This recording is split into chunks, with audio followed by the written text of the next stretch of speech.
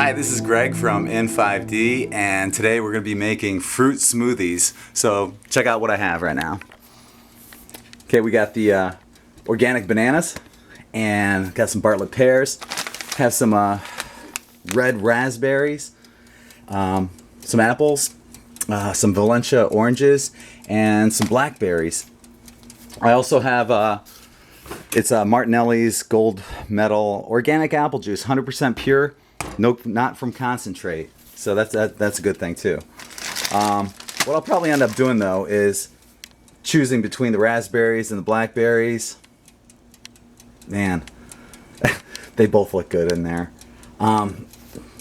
Let's go with the raspberries this time around. Okay, so I'll just throw these back in the freezer, and that's what we have right now. So what we're going to be doing is we have the blender here. We're going to be throwing everything in there. This is my kitchen, isn't it something? Yeah. I've got a little hot plate there, and my juicer, and a little toaster oven, a convection oven, fridge.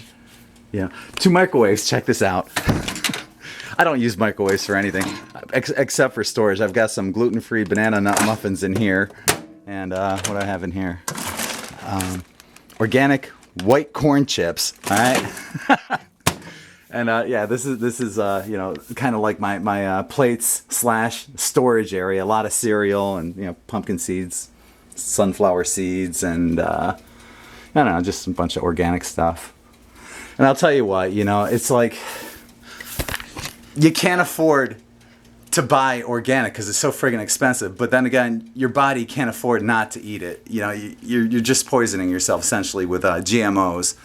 So, you know, cut back on something in your life if it means getting the organic food into your system, because that's the difference between like a car that runs on crap gas and a high performance motor that's just running and cranking. So yeah, make those changes in your life where you can get the organic food, or even better yet, have your own little victory garden or whatever in your backyard and grow your own. Okay. Now what I'm going to do is I'll take the peel off the orange and get everything ready, and then we'll go through the process of how I add it all together, and we'll see what it looks like at the end. All right, talk to you in a few. Okay, there's one last thing I forgot to mention. I did get the strawberries too. So what we're going to be doing is we'll be putting the strawberries in there.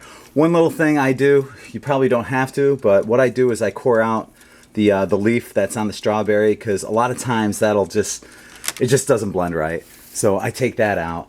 Okay. And so we'll core out the leaves on the strawberries, and we'll get back to you in just a second.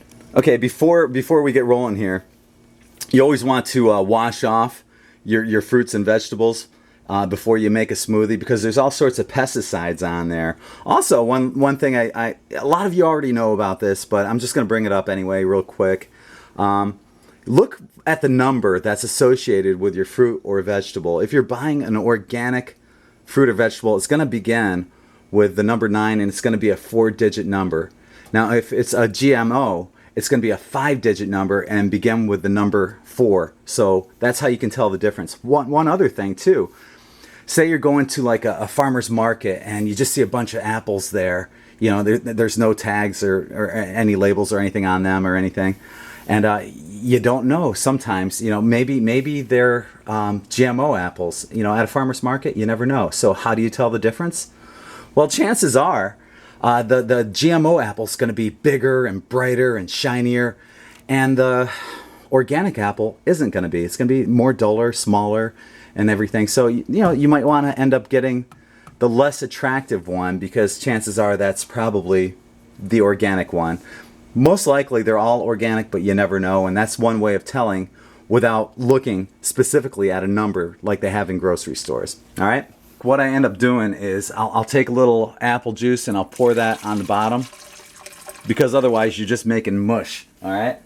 And then what I do is I add the bananas. Okay, we're ready for the bananas. Now, if it has a little brown spot, a few brown spots on there, it's no big deal, because it's just going to be ground up into a beautiful smoothie. And what happens is we're going to be adding oranges in there, and the oranges will help preserve the banana. So what I end up doing, if you're keeping score at home, I've got 6 bananas here, and it ends up making approximately a gallon of smoothies. Ideally, you want to make a fresh one every day, but you know, if you don't feel like making fresh smoothies every day and you just want to do a one-time process of making them, this is how you do it, baby. I'm not going to sing that. All right. Let's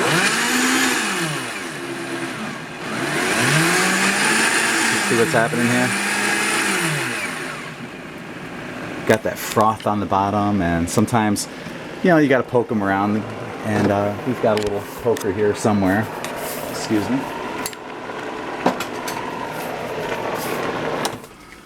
And just mush it down and try it again. It's a little process. It's fun to do, though. There they go.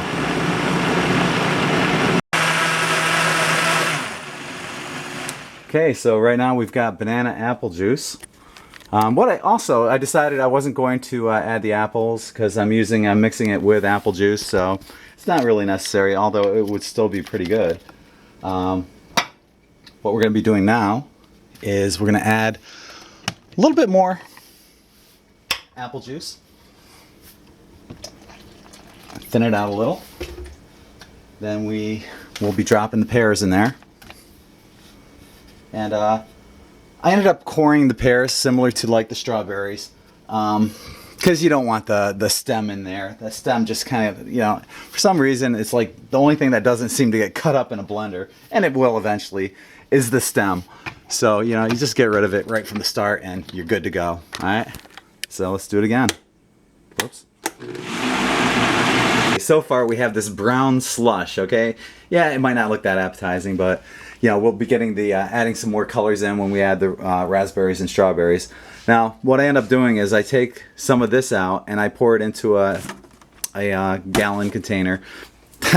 Not like I don't have enough of these. This is distilled water, an empty distilled water gallon container. I've got 8 cases down here with 3 in a case, so there's 24 plus 2, 4, 6, 7, 31 gallons of distilled water and a couple cases of bottled water here. But that's a different topic that Andrew Norton Weber covers, and check that out on the website. So like I was saying though, what we'll end up doing is pouring some of this into here, and then we'll go back to the blender and we'll re-add more fruits as we go along. Now it's time for the strawberries. Hopefully they all pour in there without falling onto the floor. This is gonna fail. I better put them in individually.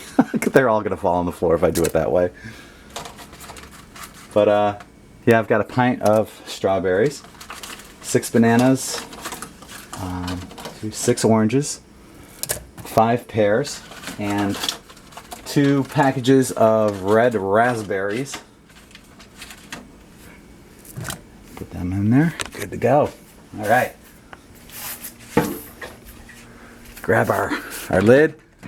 Oh, we need to add a little bit more apple juice. Beautiful. And we're ready to rock. Let's do it.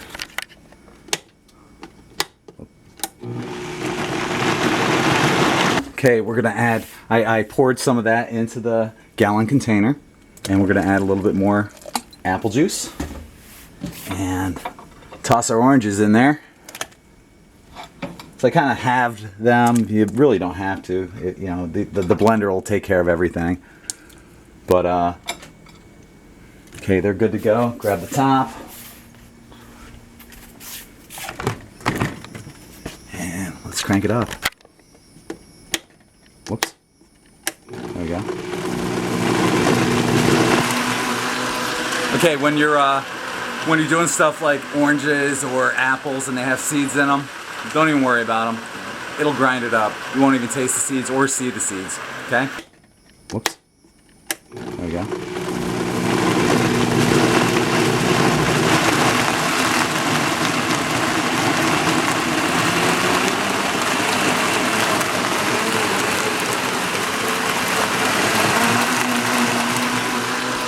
Okay, when you're doing stuff like oranges or apples and they have seeds in them, don't even worry about them.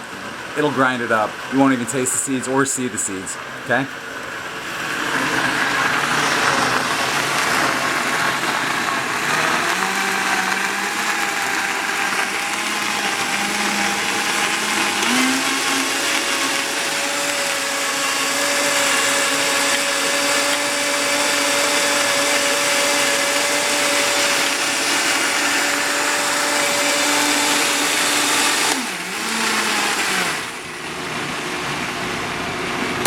All right.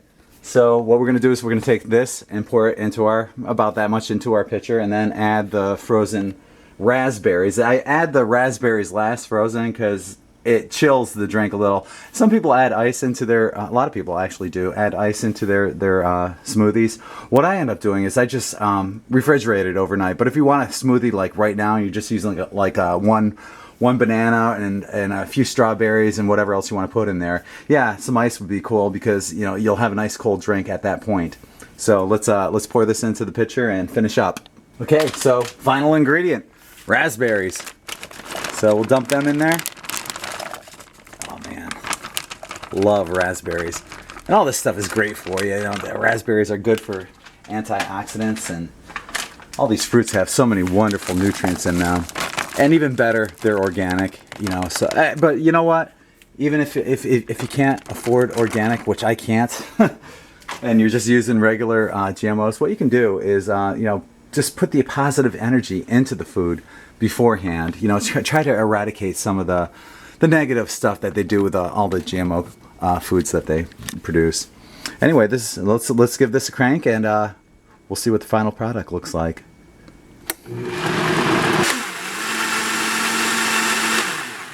All right. Man, that looks really, really good. Okay, so this is our final product. We went from that, that brownish kind of mush kind of color to this beautiful reddish peachy kind of consistency, and it's kind of thick, it's kind of thin. It's just exactly what a smoothie should be like, except it's not cold right now, so I'll throw that in the refrigerator. In the morning, it's going to be good to go. Great breakfast right there. This gallon only lasts me about 3 or 4 days, if that, because I'm constantly either drinking this or distilled water. So that's it for now. That's my whole juicing smoothie process. I also do have a juicer, which I use for like carrot juice. You can buy like a big old bag of carrots for I don't know, like a 20-pound bag for $10 or something like that. I don't know what they go for, but I've done this in the past. I just don't remember the prices. But you end up making like a big old gallon of that, and it's delicious. The carrot juice, really sweet, tastes wonderful, and good for you as well. And like I said, that's it for now. This is Greg and from N5D, and we'll come back and we'll do this again with something else, all right?